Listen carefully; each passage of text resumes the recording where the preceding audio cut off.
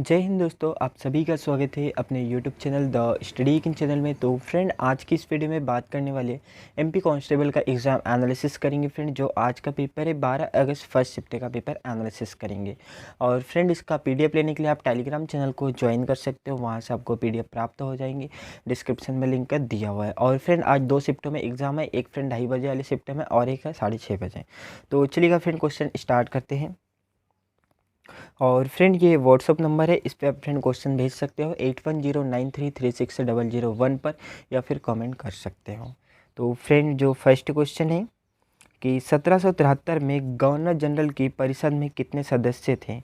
तो friend, answer करना है कि 1773 में गवर्नर जनरल की परिषद में कितने सदस्य थे। तो फ्रेंड, इसका जो राइट आंसर है 4 सदस्य थे। तो याद रखेंगे फ्रेंड कि 1773 में गवर्नर जनरल की परिषद में कितने सदस्य थे। तो फ्रेंड, 4 सदस्य थे। नेक्स्ट जो क्वेश्चन है फ्रेंड कि मुगल वंश ने कौन सी कला की शुरुआत की थी। आंसर करना है फ्रेंड कि मुगल वंश ने कौन सी कला की शुरुआत की थी। तो फ्रेंड, इसका जो राइट आंसर है चित्रकला की शुरुआत की थी। याद रखेंगे फ्रेंड, जो मुगल वंश थे इन्होंने कौन सी कला की शुरुआत की गई थी। तो फ्रेंड, चित्रकला की शुरुआत करी थी मुगल वंश ने। नेक्स्ट जो क्वेश्चन है फ्रेंड कि भारतीय संविधान में संसदीय प्रणाली कहाँ से ली गई है। आंसर करना है फ्रेंड कि भारतीय संविधान में जो संसदीय प्रणाली है वो किस देश से ली गई है, या किस देश के संविधान से ली गई है। तो इसका जो राइट आंसर है फ्रेंड, इंग्लैंड के संविधान से ली गई है भारतीय संविधान में संसदीय प्रणाली। तो फ्रेंड, कुछ इंपॉर्टेंट पॉइंट है, इसके बारे में देख लेते हैं।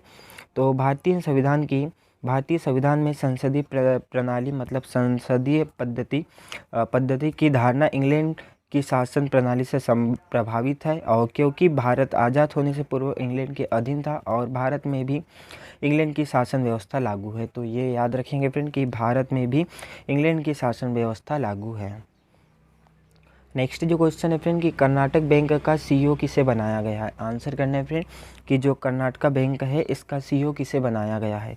तो इसका जो राइट आंसर है फ्रेंड, महाबलेश्वर एमएस को बनाया गया है कर्नाटका बैंक का सीईओ। और इसकी स्थापना किस वर्ष हुई थी, आप ये कमेंट करके ज़रूर बताना फ्रेंड कि कर्नाटका बैंक की स्थापना कब हुई थी।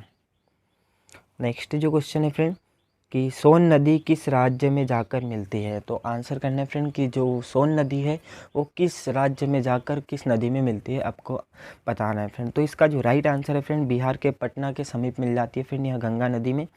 तो सोन नदी किस राज्य में जाकर मिलती है। तो फ्रेंड, यहाँ बिहार राज्य में जाकर मिलती है गंगा नदी में। तो सोन नदी गंगा नदी की प्रमुख दक्षिणी सहायक नदी में से एक है फ्रेंड। तो ये आप याद रखेंगे कि जो सोन नदी है वो गंगा नदी की प्रमुख एक दक्षिणी सहायक नदी है। और जो सोन नदी निकलती है मध्य प्रदेश के कैमूर श्रेणी से निकलती है और पटना के समीप मतलब पटना में मिल जाती है गंगा नदी में। और सोन नदी का जो उद्गम स्थल है फ्रेंड कहाँ से निकलती है। तो फ्रेंड, जो सोन नदी का जो उद्गम स्थल है मध्य प्रदेश के अमरकंटक के पास से निकलती है फ्रेंड सोन नदी। अमरकंटक से फ्रेंड 3 कौन कौन सी नदियाँ निकलती है। तो फ्रेंड, एक है नर्मदा, सोन और जोइला। ये फ्रेंड 3 नदियाँ निकलती है अमरकंटक के पठार से। नेक्स्ट जो क्वेश्चन है फ्रेंड कि ये गंगा नदी की प्रमुख सहायक नदी में से जो प्रायद्वीपीय पठार क्षेत्र से निकलती है। और सोन नदी पर बनाए गए बांध कौन सा है फ्रेंड, ये भी याद रखेंगे, इंपॉर्टेंट पॉइंट हमें। जो बांध है बाण सागर बांध और इंद्रपुरी बैराज, ये 2 प्रमुख बांध है फ्रेंड सोन नदी पर बनाए गए हैं। नेक्स्ट जो क्वेश्चन है फ्रेंड कि लोहे पर जस्ते की परत चढ़ाने की क्रिया को क्या कहा जाता है। तो आंसर करना है फ्रेंड कि लोहे पर जस्ते की परत चढ़ाने की क्रिया को क्या कहा जाता है। तो जस्तीकरण या गैल्वेनीकरण कहा जाता है। नेक्स्ट क्वेश्चन है कि 2022 में प्रेस स्वतंत्रता सूचकांक में भारत में कौन सा स्थान रहा है, भारत का कौन सा स्थान रहा था।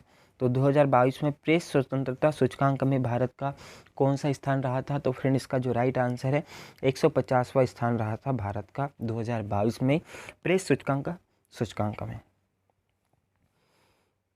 नेक्स्ट जो क्वेश्चन है फ्रेंड कि प्रस्तावना में कितनी बार संशोधन हुआ है अभी तक के। तो आंसर करना है फ्रेंड कि प्रस्तावना में कितनी बार संशोधन हुआ है अभी तक के। तो इसका जो राइट आंसर है फ्रेंड, एक बार संशोधन हुआ है प्रस्तावना में। तो फ्रेंड, देख लेते हैं इसके बारे में इंपॉर्टेंट पॉइंट।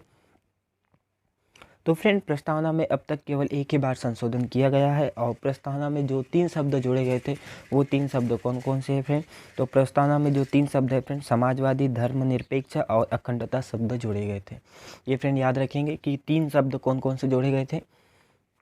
तो समाजवादी, धर्मनिरपेक्ष और अखंडता शब्द जोड़े गए थे। और प्रस्तावना को 42वें संवैधानिक संशोधन अधिनियम सन 1976 द्वारा संशोधित किया गया था। ये भी याद रखेंगे फ्रेंड कि प्रस्तावना को 42वें संविधान संशोधन के तहत सन 1976 में संशोधन किया गया था। और भारतीय संविधान की प्रस्तावना की प्रेरणा जो अमेरिकी संविधान से ली गई है, ये आप याद रखेंगे। नेक्स्ट जो क्वेश्चन है फ्रेंड कि सानिया मिर्ज़ा किस खेल से संबंधित थे। तो इसका आंसर करना है फ्रेंड, जो सानिया मिर्ज़ा है वो किस खेल से संबंधित थी। तो इसका जो राइट आंसर है फ्रेंड, यह टेनिस की खिलाड़ी है फ्रेंड सानिया मिर्ज़ा। तो याद रखेंगे फ्रेंड कि जो सानिया मिर्ज़ा है वो टेनिस खिलाड़ी थी। तो फ्रेंड इसके बारे में कुछ इंपॉर्टेंट पॉइंट है, इसके बारे में डिस्कस कर लेते हैं। तो सानिया मिर्ज़ा सन 2022 के बाद टेनिस से संन्यास ले लिया था फ्रेंड, इन्होंने घोषणा की थी। याद रखेंगे फ्रेंड कि सानिया मिर्ज़ा ने किस वर्ष संन्यास लिया था। तो फ्रेंड सन 2022 में संन्यास लिया था। और वह 2005 में WTA सिंगल खिताब जीतने वाली पहली भारतीय महिला बनी थी। ये भी याद रखेंगे फ्रेंड कि 2005 में WTA सिंगल खिताब जीतने वाली पहली भारतीय महिला बनी थी सानिया मिर्ज़ा।